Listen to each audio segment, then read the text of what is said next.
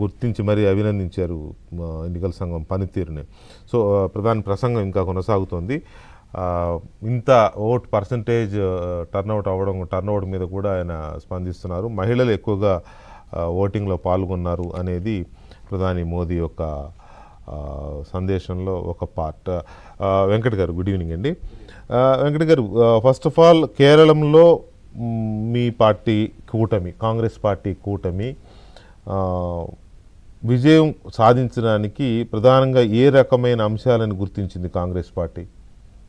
అంటే Kerala elections first అన్ని states కంటే కూడా కేరళలో లిటరసీ రేట్స్ అని ఎక్కువ అండి. మనం ఏదో ఉత్త ఫ్రీవీస్ పథకాలు పెట్టి ఆడ ప్రజల్ని ఓట్లు వేయించుకునే పరిస్థితి ఉండదు. ఎందుకంటే లిటరసీ చాలా ఎక్కువ. అక్కడ గెలవడం అనేది అండ్ దానితో పాటు చాలా బలమైన కారణం. అంటే నేను కూడా దాదాపు 18 days ఉండే కేరళలో. ఇడికి డిస్ట్రిక్ట్ అని చెప్పి తమిళనాడుకి కేరళ బార్డర్ డిస్ట్రిక్ట్ లో దాదాపు దేవికులం అనే కాన్స్టిట్యున్సీలో 18 days నేను కూడా వర్క్ చేశాను అక్కడ పార్టీ తరఫున అబ్జర్వర్గా. అక్కడ చాలా క్లియర్ కట్గా లోకల్ బాడీస్లో రిజల్ట్స్ వచ్చినప్పుడు కూడా ఇనిషియల్ స్టేజ్లో విజయన్ పైన కొంచెం అంటే అంత సీరియస్ అలిగేషన్స్ ఏమీ లేదు, ఎవరు కూడా అలిగేషన్స్ పెట్టలేదు. ముఖ్యంగా ఎప్పుడైతే తర్వాత ఒక 1 week తర్వాత మన ముఖ్యమంత్రి రేవంత్ రెడ్డి గారు అక్కడ వచ్చి తెలంగాణ అటాకింగ్ ఏదైతే వారు స్టార్ట్ చేసారో, రేవంత్ రెడ్డి గారు అటాక్ చేసింది విజయన్ పైన మాట్లాడి ఇప్పుడు విజయ్ది టైం అయిపోయింది, ఎండ్ కార్డు పడ్డది, అనేది ఎక్స్పైరీ డేట్ వచ్చింది విజయ్ది అనే విషయం మాట్లాడుతూ ఆయన కుంభకోణాలు, రేవంత్ రెడ్డి గారు లెటర్స్ రాయడము, వారి యొక్క రోడ్ షోస్ చాలా సీరియస్గా ఒక గేమ్ చేంజర్ లెక్క మనం పరిగణలోకి తీసుకోవచ్చు కేరళ ఎలక్షన్స్ లో.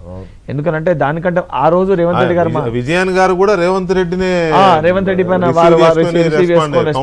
కౌంటర్ చేయడం అవన్నిటిని కూడా ప్రజల్లోకి చాలా బలంగా గట్టిగా వెళ్ళింది. ఎందుకంటే ఆడ గ్రౌండ్ లో చూస్తున్నప్పుడు రేవంత్ రెడ్డి గారి ప్రతి ఒక్క రోడ్ షో తర్వాత మొమెంటం టెంపో అనేది కేరళలో కంప్లీట్ గా చేంజ్ అయింది. తర్వాత మేనిఫెస్టో రేవంత్ రెడ్డి గారు లాంచ్ చేయడం, కేరళ మేనిఫెస్టో రేవంత్ రెడ్డి గారు లాంచ్ చేయడము, మహిళలకు ఉచిత బస్సు ప్రయాణం అక్కడ కూడా పెట్టడము, కొన్ని గ్యారంటీస్, అండ్ తెలంగాణలో పరిపాలిస్తున్న విధానం కానీ మనం ఇచ్చిన జాబ్స్ పైన ఇవన్నిటిపైన అధ్యయనం చేసుకొని ప్రజలు ప్రాక్టికల్గా ఇవన్నిటిని నమ్మి అంటే this is also major part దీన్ని మేజర్ గేమ్ చేంజర్ లెక్క పరిగణలోకి తీసుకొని తెలంగాణ పరిపాలించే విధానం ఇంపాక్ట్ క్లియర్ కట్గా మనకి కేరళలో కనబడ్డది. అంటే బలంగా దాన్ని ఎస్టాబ్లిష్ చేయగలిగాం, ఒక నరేటివ్ అనేది మనము బిల్డ్ చేయగలిగినాం. ఆ నరేటివ్ తోటే మనం అనుకున్న విధంగా ఆడ విడి సతీశన్ కానీ, రమేష్ చెన్నితల గారు కానీ, కేసీ వేణుగోపాల్ గారు కానీ చాలా గుడ్ ఫేసెస్ ఉన్నాయి అక్కడ కేరళలో.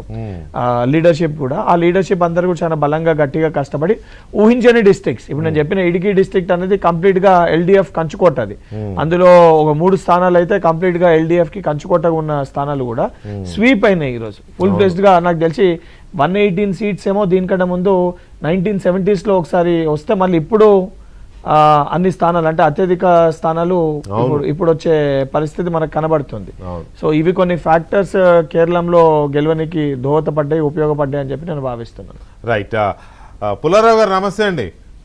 నమస్కారం. పుల్లారావు గారు, తమిళనాడు అండ్ పశ్చిమ బెంగాల్ ఇవి రెండు ఇప్పుడు కీలకమైన ఇవిగా కనపడుతున్నాయి. అఫ్కోర్స్ కేరళం గురించి కూడా మీరు చెప్తే ఓకే.